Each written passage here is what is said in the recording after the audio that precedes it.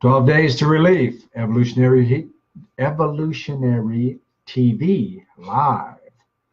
Mistakes included. I am Earthwind. Steve Jobs, eat your heart out tonight. Earthwind. Terry Earthwind Nichols, your host, along with the lovely Linda Vetras Nichols with no voice. Ms. No Voice. Rather low tonight. I'm getting there. She's very low tonight. How low can you go? How low can you go? Darth Vader. Ladies and gentlemen, this is a wrap-up show. It's been 12 days. We've had a lot of fun with this, as well as some very unique review of our 6.5 years as a company. And the CR process is now in its 9th year. So we welcome both of that. And we thank you for those of you that have stuck here nearly every night watching it live. That's really something, isn't it? I appreciate that, everybody. Thank you for your comments as well. So let's review the 12 days and what we did.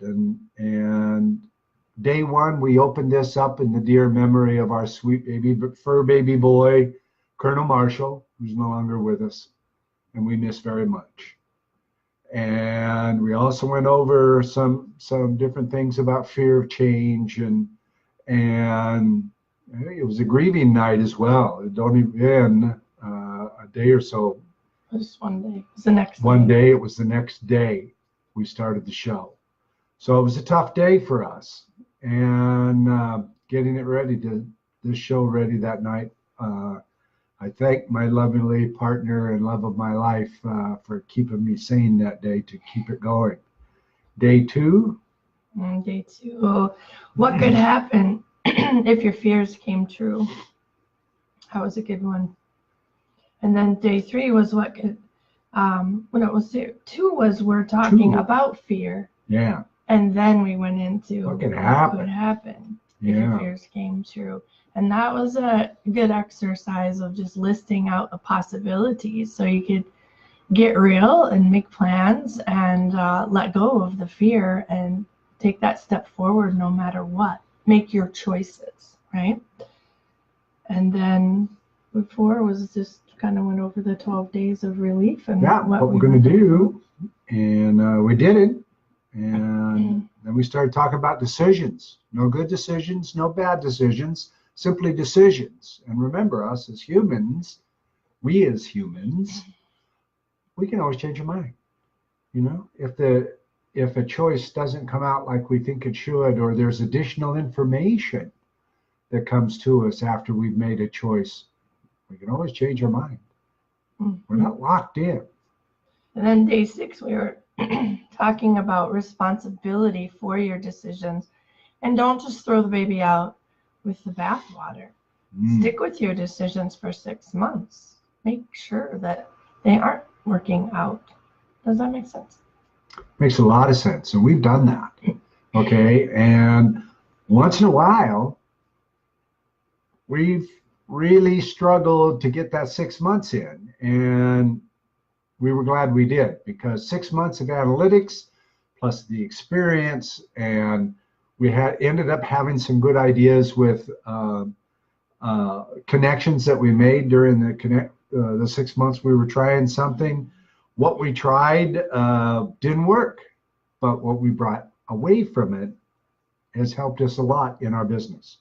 So 6 months is really a valid time frame. And you can always tweak along the way, right?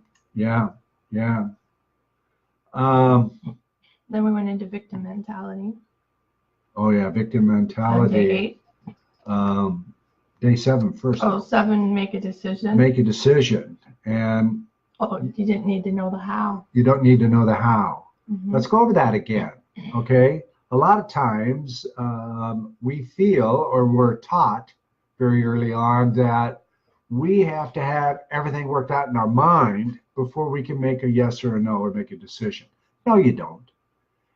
You declare that it's time, say tonight, enough is enough in your life, and you're making the decision to go through the CR process with us. And you're going to contact us right after the show tonight. Don't worry about the how. Don't worry about the when. Don't worry about any of that. Contact us, make the decision first, then the how and everything else will just work its way out. Mm-hmm. Yep. Then Very we went good. into victim mentality and where a victim mentality comes from. Yeah. And how it can plague us all of our life. And our client that we read about being victimized all of his life, we didn't say it that night, but he was a victim his entire childhood. He got beat up in line at high school commencement just before they walked into the gymnasium to go through the high school graduation. He was using his handkerchief to get the blood out of his nose because 3 people beat him up just before he went in, just to embarrass him. That's really tough, man. 62, 63 years old. His boss would just run him over the coals every day just for the fun of it, because he was fair game until the CR process. Now he's not fair game anymore. Because that's an energy. So whatever did happen that you've walled off, that you're able to find through the CR process, that runs an energy throughout your life, drawing in similar events. And that's why we call this repetitive behavior cellular regression, because the same things happen. It might draw in different people, but they pick up on the energy and they start acting differently too. So the best thing about the CR process is it's like the domino effect, only in a positive way, unlike what was going on, which was a domino effect in a not positive way. Does that make sense? Yeah, absolutely. And then we went into self-sabotage as a learned behavior. All of this stuff is learned behaviors. We didn't come into this world with PTSD and everything else. That all happened to us. And how we act and react to what happens to us is significant. And, when you have amnesia, your brain isn't broken. There's nothing wrong in there. There's no disorder or disease or anything like that. There is a protection system that has been put into place. And if it was done early enough, which we're finding in almost all of our clients, that the system just knows how you feel and how you operate and vibrate every day, so that when you're not, it thinks you're out of order. So it creates that vibration over and over again. We break that. Behaviors can be remodified. Some people want to know, is this like past life regression? It's like, no, it's been interesting how people haven't, even talked past life. Maybe we've had 3 and that wasn't their block, which is super interesting to me. And, you'll hear people say whatever energy that you came into this life from a past life, if you believe in past lives, it's the same energy. So something in this life is going to happen with that energy. And it's, so many times been pre-language. Day and night. And pre-language, the easiest victim is one who can't talk back. Correct? Yep. So then we talked about lifelong asthma. Issue stopped. That blows my mind. It's been over 4 years now, 4.5 years, and he doesn't use his asthma medicine anymore. It was all of it to the asthmatic event we call the active block. That was amazing. And can we claim the CR process will help you with your health issue? No. We just have had clients where that has been their issue and it was attached to their health. It's pretty cool. Yeah, we've had people go back and review, their medications with their doctors months later, a year later, whatever, and eventually get off of some or more of their medications.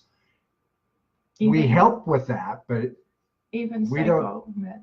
Right, we don't diagnose and we don't tell you stop your meds. Nope. Okay, that could kill you. That's very serious. Okay, we've had clients just feel so happy they stopped.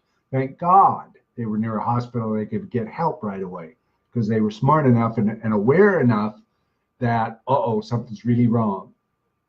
So we help them through that very carefully.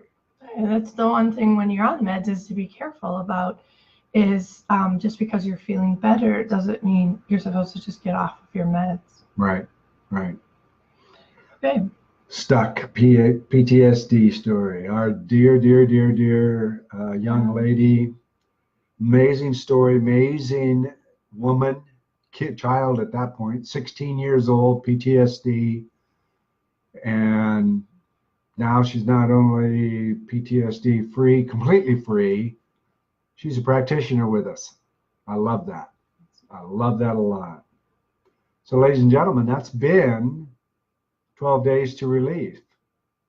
We've enjoyed it. Yes, very much so. And we want to hear from you. Yeah.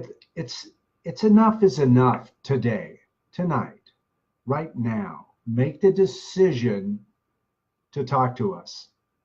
And we'll get the how and all the rest of it later when everything else is in alignment. Do you want to go over your hand on your heart?